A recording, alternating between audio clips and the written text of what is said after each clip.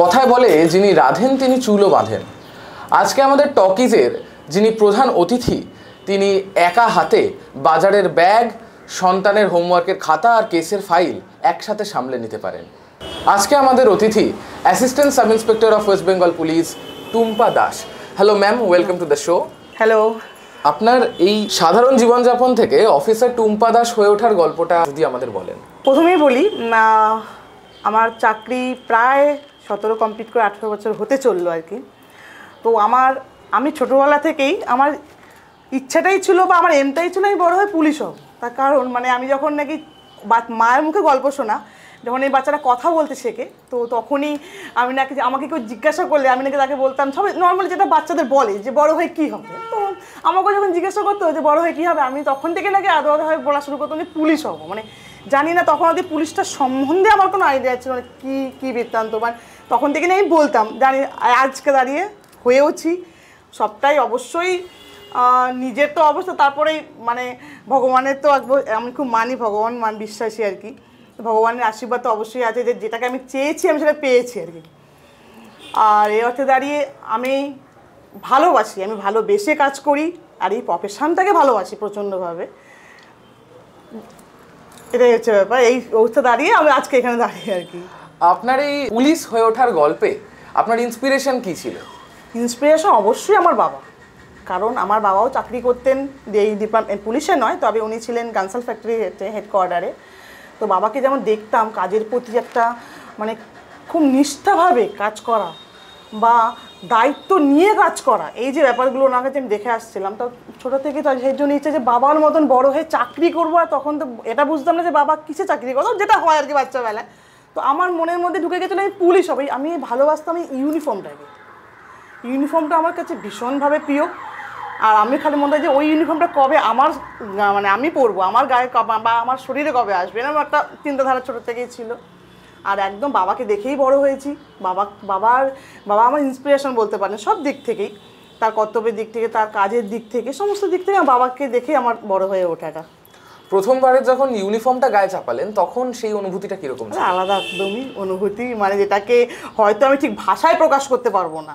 তার একটা ফিলিংস তো যেটা ভিতর থেকে হয়, একদম ভিতর থেকে হয়। যে যেদিনকার প্রথম ইউনিফর্মটা আমি গায়ে দিই, আজ থেকে 2008 সালে আমার 18ই আগস্ট আমার এই জয়েনিং ডেট ছিল। তো আমরা জয়েনিং করলাম আমাদের এখানকার ডিস্ট্রিক্টে। তখন থেকে আমাদের ট্রেনিংয়ে চলে গেলাম। তো 8 মাসের একটা ট্রেনিং গিয়ে পরের দিন 3-4 দিনের না 5-7 দিনের মধ্যে আমার একটা ব্যাপার ছিল, এক্সাক্ট টাইমটা আমার মনে নেই।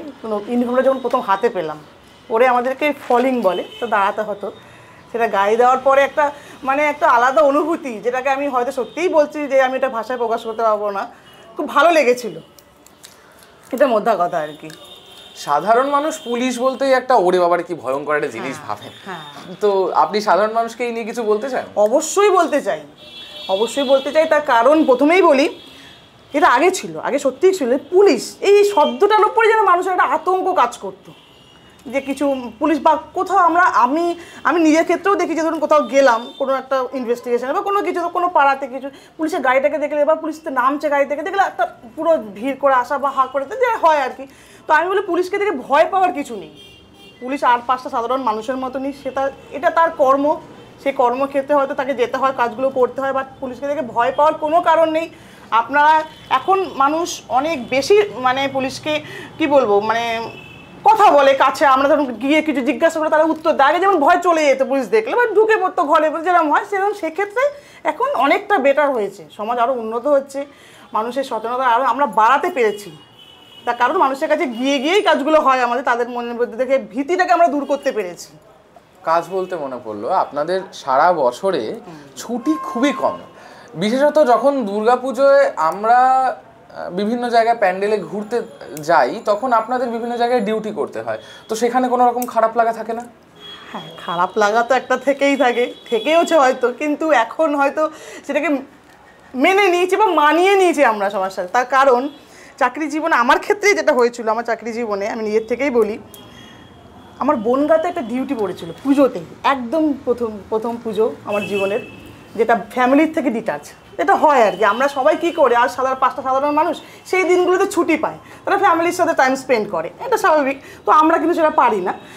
পারি না, তখন খারাপ লেগেছিল যে সবাই সবার ফ্যামিলির সাথে ঘুরছে, কিন্তু এখন দাঁড়িয়ে এসে মনে হয় যে না ঠিক আছে, কারণ আমরা এই কাজে মানে এই যে পুলিশের চাকরিটা নিয়েছি বা এসেছি পুলিশের চাকরিতে, মানুষের কাছে গিয়ে মানুষ সেবা করা অ্যাকচুয়ালি সেইটাতে আমরা ভর্তি হয়েছি, যে যার জন্য আমাদের ওই জিনিসটা এখন আর মনে হয় না। আমার মনে হয় যে না, আমি যত বেশি সেই দিন মানে যে কোনো অনুষ্ঠান বলুন, অকেশনে, যে কোনো কাজে আমি যত বেশি মানুষের কাছে গিয়ে মানুষকে পরিষেবা দিতে পারবো, মানুষ তত বেশি ভালোভাবে আরও থাকতে পারবে। এটা আমাদের কাছে এখন আর খারাপ লাগে না, কোনো একটা সময় সত্যি খারাপ লাগতো, মানে এখন সেটা মানিয়ে নিয়েছি বা মেনে নিয়েছি নিজের মতো করে।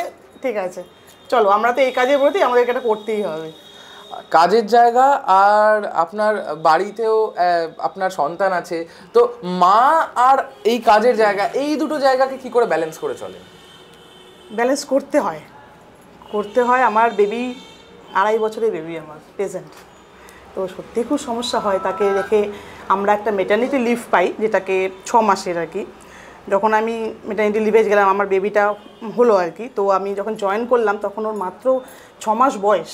তাকে রেখে এসেও কিন্তু আমাকে ডিউটিটা করতে হয়। আর এইটার সম্পূর্ণ ক্রেডিটটা বলতে অবশ্যই আমার ফ্যামিলি সাপোর্ট করে বলেই আমি সেটা করতে পারছি। আমার হাজব্যান্ড, আমার বাড়ির লোকজন যারা আছেন, আমার শাশুড়ি মা, আমার যা বা ভাসু যারা আছেন, তারা সবাই আমাকে সাপোর্ট করে রীতিমতো। তারা আমার বাচ্চা দেখাশোনা করে, সবই করে। আবার কিছু কিছু ক্ষেত্রে এরকমও হয়ে যায় যে হয়তো যেটা হয় সবসময় তো পাওয়া যায় না সবাইকেই, হয়তো সঙ্গে করে অফিসে নিয়েও আসতে হয়। অফিসে নিয়ে আসি, ওর মতো করে বাইরে খেলছে, আমি আমার মতন এখানে অফিসে কাজ করছি বা আমি ডিউটি করছি, এটাও হয়। সেটা মানে সময়ের ওপর ডিপেন্ড করে আর কি, এরকম। তো একটু তো সমস্যা তো হয়ই। আপনি বললেন 2.5 বছরের বেবি আমার। এবার অফিসের সারাদিনের একটি ক্লান্তি থাকে এবং বাড়ি ফিরে আবার তাকে সময় দেওয়া, তো কখনো এরকম মানে মনে হয়নি যে এই চাকরি ছেড়ে যদি অন্য কোনো চাকরিতে যেতে পারতাম? না, এটা অনেস্টলি বলছি, কখনোই মনে হয়নি। কারণ আমি এই চাকরিটাকে খুব ভালোবেসে করি, তো আমার ফ্যামিলিটাও আমার কাছে, আমার চাকরিটাও আমার কাছে, কাজে আমি সেইভাবে মেন্টাল প্রিপেয়ার থেকে আমি দুটোকে আমি ব্যালেন্স করে চলতে পারি যাতে। এটা আমার কখনোই মনে হয় না আমি চাকরি ছেড়ে অন্য কোথাও আসবো, এটা আমার একদমই মনে হয় না কখনোই। আচ্ছা, আপনার এতদিনের চাকরি জীবনে এমন দুটো কেসের কথা আপনি যদি বলেন যেখানে আপনি প্রচণ্ড ঘেঁটে গেছিলাম। বলি, আমি যখন থানায় ছিলাম আর কি, হয় এরকম, তো ম্যাক্সিমাম কি হয়, মাইনরই হয় এগুলো, অল্প বয়স। এরা তো সত্যি কথা, এরা যদি সবটা বোঝে তাহলে তো অন্যায় মানে কাজগুলো করবে না। তো এখান থেকে ধরুন কোনো রকম তাকে ভুলিয়ে ভালিয়ে অন্য কোথাও নিয়ে চলে যাওয়া হয়, নিয়ে গিয়ে বাড়ির লোক মিসিং ডায়েরি করা হয় যে পাওয়া যাচ্ছে না খুঁজে। তো সেই কথা আমি গিয়েছিলাম, আমি একটা দিল্লিতে একটা জায়গায় রেড করতে গিয়েছিলাম, একটি মেয়েকে এখান থেকে ওরা নিয়ে চলে যায়। তো আমার খুব সাকসেস, এটা আমি স্যাটিসফাই নিজে যে আমরা সেটা মানে সাকসেসফুলি হয়েছিলাম, তাকে আমার পাওয়া গেছিলো। তো যাকে যখন আমরা যখন নিয়ে আসা হয়, আমাদের সঙ্গে যখন ফিরিয়ে আনা হয়, তাকে আমরা বোঝাই নানাভাবে যে কেন এই জিনিসগুলো করে। তখন তারা শোনে, যেটা হয়। আবার অনেক ক্ষেত্রে হয়তো এরকম হয় যে না, সবটাই শুনছে, বাট মাইন্ড হয়তো অন্য কিছু কাজ করছে। বাট আমরা বোঝাবার চেষ্টা করি এটা ঠিক না, যেটা মানে তোমরা এখনও তোমাদের সেই বয়সটা হয়নি। অবশ্য সব কিছু সময় থাকে, একটা বয়স থাকে, তার আগে কোনোটাই করা উচিত নয়। তো সেই ছোট্ট মেয়েটির বয়স আই থিঙ্ক এই মুহূর্তে এক্সাক্ট মনে না থাকলেও 18-র কমই হবে, 18 কম বলেই সেটা কেসটা হয়েছিল অবশ্য। তো তাকে আমি আমার কাছে, আমরা যেখানে গিয়েছিলাম, তাকে আমি আমার কাছে, আমার বেডে, আমার সাথে নিয়েই রেখেছিলাম একদম। তাকে সারা রাত্রি ধরে অনেকভাবে বোঝালাম যে এরকমভাবে করা উচিত না, বা অনেক ছোটো আমার থেকে সেও। তো হ্যাঁ ম্যাম, ওরা মাঝে মাঝে এরকম হয় যে হ্যাঁ বোঝে বলে যে না ম্যাডাম, আমরা এরকম নেক্সট টাইম কখনো করবো না। কিন্তু আমার যে বড্ড লাগে, ভাবি যে এই ছোটো ছোটো মেয়েগুলো যাদের এখনও অ্যাকচুয়াল মানে তারা এখনও বাস্তবটার সম্বন্ধে তাদের কোনো আইডিয়াটাই নেই। তারা মনে করে যে হ্যাঁ, দুটো বাড়ি থেকে বাবা মা বকাঝকা করেছে, আমার মনে হচ্ছে ওটাই ঠিক, তার সাথে আমি হাত ধরে অন্য কোথাও বেরিয়ে চলে গেলাম। তো সেই জিনিস থেকে আমি এরকম অনেক কেসে বাইরে গেছি, ম্যাক্সিমামটা কেন সবটাই বলতে পারেন সাকসেসফুল হয়েছি, তাদেরকে ফিরিয়ে আনতেও পেরেছি এবং তাদের গার্জেনের হাতে তাদেরকে তুলেও দিয়েছি। তবে সেক্ষেত্রে নিজেকে ভীষণ স্যাটিসফাই মনে হয় যে না, আমি কিছু অন্তত সবার জন্য করতে পারলাম, এটা আমার ভীষণ ভালো লাগে আর কি। এমন একটা কেস শুনলাম যেখানে আপনি নিজের কাজে প্রচণ্ড স্যাটিসফাইড। এবার এমনও তো কিছু কিছু সময় হয় যখন আমরা বুঝতে পারি যে অপরাধী হয়তো ইন্টেনশনালি কোনো ঘটনা ঘটায়নি, এবার সেক্ষেত্রেও নিজের সত্তার বিরুদ্ধে গিয়ে, মানবিক সত্তার বিরুদ্ধে গিয়ে আইনটাকে কোনোভাবে মেনটেন করতে হয়, এরকম কখনো হয়েছে? না, সেই অর্থে দাঁড়িয়ে সেরকম কিছু এখনও অবধি ফেস করতে হয়নি আমাকে। যে না মানে ধরুন আমাদেরও টিম ওয়ার্ক কাজ হয়, আমার তো একার ওপরে কিছুই থাকে না, আমাদের টিম থাকে, টোটালি টিমের ওপরে কাজগুলো হয়। তো সেক্ষেত্রে এরকম কিছু ফেস এখনও এই মুহূর্তে আমি কিছু করিনি যেখানে আমার মানে আইনের বিরুদ্ধে আমার কিছু করতে হয়েছে বা এরকম কিছু হয়নি আজ অবধি। টোটালটা আমরা আইন মেনেই কাজ করি সম্পূর্ণভাবেই, এরকম কিছু আমি এখনও অবধি ফেস করিনি। ছোটবেলা থেকে এখন অবধি নিজে কখনো কোনো আইন ভেঙে, ছোট হোক বা বড়, কোনো কাজ করেছেন? এটা বলি, স্বীকার করতে আমার কোনো লজ্জা নেই, হয়েছে বলে। যেমন ছোট্ট একটা ঘটনা, আমি তখন অ্যাজ এ পুলিশ পার্সনই, মিস্টেকই হতে পারে, আমারই মিস্টেক অবশ্যই, যার জন্য আমি সেটাকে মেনেও নিয়েছি। কারণ আমরা রাস্তায় দাঁড়িয়ে যারা উইদাউট হেলমেটে গাড়ি চালায় বা যাদের গাড়ির কোনো কাগজপত্র নেই, আমাদের সেগুলো চেকিং হয়। তো সেক্ষেত্রে আমিও কখনো সেখানে প্রেজেন্ট থাকি, করিও। আমার নিজের ক্ষেত্রেই আমি একদিন এরকম অফিস থেকে হঠাৎই বাড়ি যাচ্ছিলাম, তো মিস্টেক, আমারই মিস্টেক, আমি পড়িনি, আমি উইদাউট হেলমেটেই বেরিয়ে চলে গেছি, রাস্তায় ধরাও পড়েছি। আমি কখনো একবারের জন্য তাকে আমি পরিচয়ই দিইনি যে আমি পুলিশ পার্সন। আমি দেখলাম এটা আমার অন্যায়, অবশ্যই আমি মানুষকে সচেতন করছি, সেটা আমারও জানা উচিত। তো আমি সেখানে ফাইনটাও পর্যন্ত ভরেছিলাম, এটা আমার মনে আছে। তারপর থেকে আজ অব্দি হয়নি, মানে আমি সেটাকে মেনটেন করে চলার চেষ্টা করি। কিছু কিছু ক্ষেত্রে হয় কি, ধরুন একটা খবর আসছে, ওই যে হেলমেটটা পরবো বা আমি কিছু নেবো সেই সুযোগটা আমার থাকে না, হুট করে উইদিন সেকেন্ডে আমাদের বেরিয়ে চলে যেতে হয়। সেক্ষেত্রে আমরা করে গিয়ে বুঝি হ্যাঁ হয়ে যায়, সেই ক্ষেত্রে আমাদের কাজের ক্ষেত্রেই হয়ে যায়, কিন্তু আমি নিজে সেক্ষেত্রে ফাইনটাও দিয়ে এসেছিলাম। এবার মানে এটা যেমন আপনার হয়, তেমন কোনো সাধারণ মানুষেরও হতে পারে যে কোনো ইমার্জেন্সি সিচুয়েশনে আমার হাতের কাছে হেলমেটটা নেই, অথচ আমার বেরিয়ে যেতে হতে পারে। তো সেক্ষেত্রে যখন মানে তাকেও রাস্তায় জিনিসটা ফেস করতে হয়, মানে আপনি সেক্ষেত্রে মানে যারা ধরুন গার্ডে থাকে, আপনি তাদেরকে কিছু বলতে চান? এক্ষেত্রে বড়টা খুব মুশকিল, যদিও তবুও আমি বলবো, আমরা তো আইনের ঊর্ধ্বে কিছু করতে পারি না। আমি একজন আইনের লোক মানুষ হয়ে অবশ্যই পড়া উচিত, হেলমেটে পরেই বেরোনো উচিত। এবার ধরুন খুব স্বাভাবিক, এটা হয়েছে আমাদের ক্ষেত্রেও হয়, আমাদের কাছে এসে ধরে মানে খুব যেটা হয় যে ভুল হয়ে গেছে, আমরা তাকে বুঝিয়ে দিই সেই সময়টা যে অ্যাটলিস্ট নেক্সট টাইম এটা করবেন না, আপনার ভালো আপনার সুবিধার্থে আপনাকে বলা আমাদের, আপনারা নেক্সট টাইম করবেন না। তারা তখন সে হ্যাঁ ঠিক আছে করবো না, মানে এটা সাধারণত হয়ে থাকে, আমরা তাকে ছেড়েও দিই। অনেক সময় এরকমও হয়েছে যে আমাদেরকে যখন এসে বলে যে ভুল হয়ে গেছে ম্যাডাম, ক্ষমা করুন, আর নেক্সট টাইম আমরা করবো না, ঠিক আছে করবো না, আমরা তাদেরকে বুঝিয়েই পাঠিয়ে দিই। টকিজের দর্শকদের বলে রাখি, আপনারা হেলমেট পরুন, সেভ ড্রাইভ সেভ লাইফ। আপনার ডেইলি লাইফের রুটিনটা কি?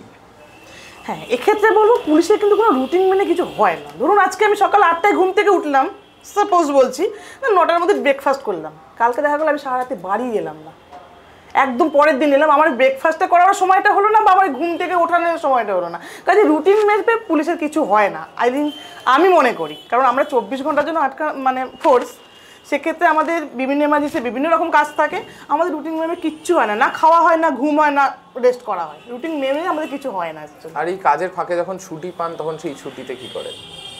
অবভিয়াসলি ফ্যামিলিকে টাইম দেওয়ার চেষ্টা করি, যেহেতু টাইম দিতে পারি না সেই অর্থে মনে হয় যে একটা দিন তো হয় না, যদি কখনো ছুটি পেলাম, মানে সম্পূর্ণ টাইমটা মনে হয় যে ফ্যামিলিকে দিতে পারলে বেশি ভালো হয়, ভালো লাগে, নিজেরও ভালো লাগবে, ফ্যামিলিরও ভালো লাগবে। এবার অনেক ধরনের জিনিসই আছে, যেমন ধরুন একটা কথা বলি যে অ্যালকোহল বা সিগারেট, যেটা মানুষের অনেক সময় শারীরিক ক্ষতি করে, আবার এদিকে উইড বা গাঁজা সেটাও সমানভাবে ক্ষতি করে। অনেক সময় অনেক মানুষ পাবলিকলি স্মোক করেন, কিন্তু বা অনেকে ড্রিঙ্ক করেন, কিন্তু এর মধ্যে থেকে একমাত্র গাঁজাকেই কেন ইল্লিগাল করা হলো? দুটোই তো সেমভাবেই মানুষের ক্ষতি করছে, তাহলে ব্যান করা হলে সমস্ত কিছুকেই করা হোক। এই অর্থে আমি একটা কথাই বলবো, মাত্রাতিরিক্ত কিছুই ভালো না।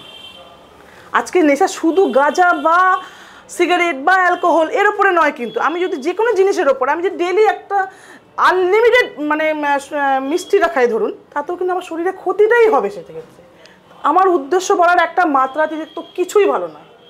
যে কোনো জিনিসের আমি মনে করি একটা লিমিটেশন থাকা ভালো, যেটাকে আমাদের সবাইকে মেনে চলা উচিত।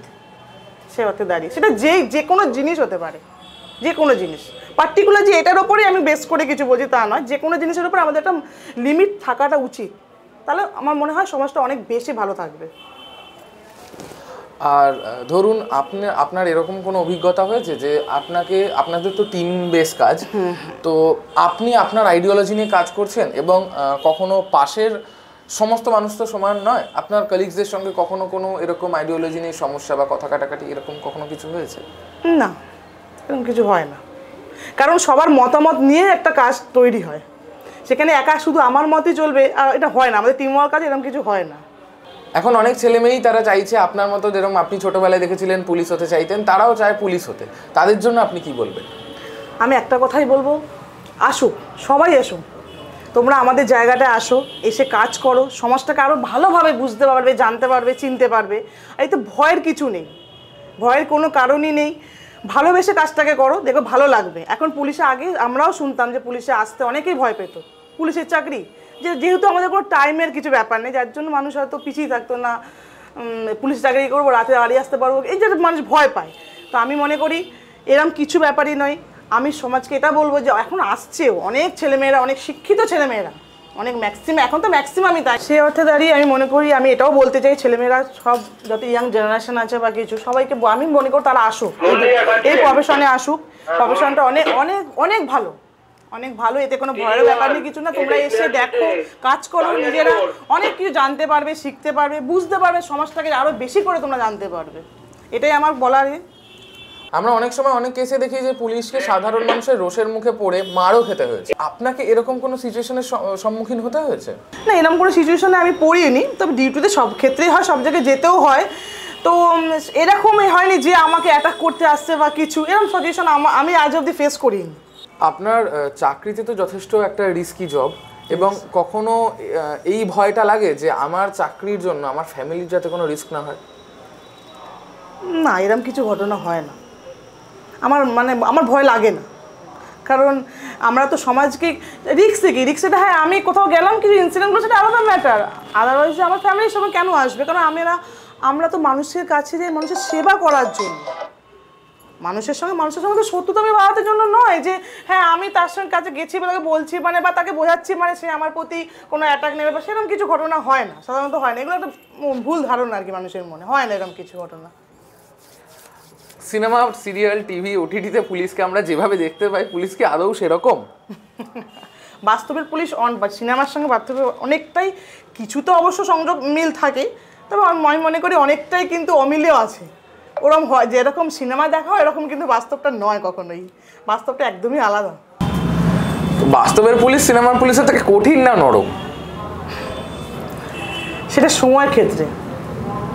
কখনো যদি মনে হয় না পুলিশকে, তো সব পুরো টোটালটাই যদি পুলিশ খুব নরম হয়ে যায়, তাহলে তো আইন শৃঙ্খলাটাকে রক্ষা করা যাবে না।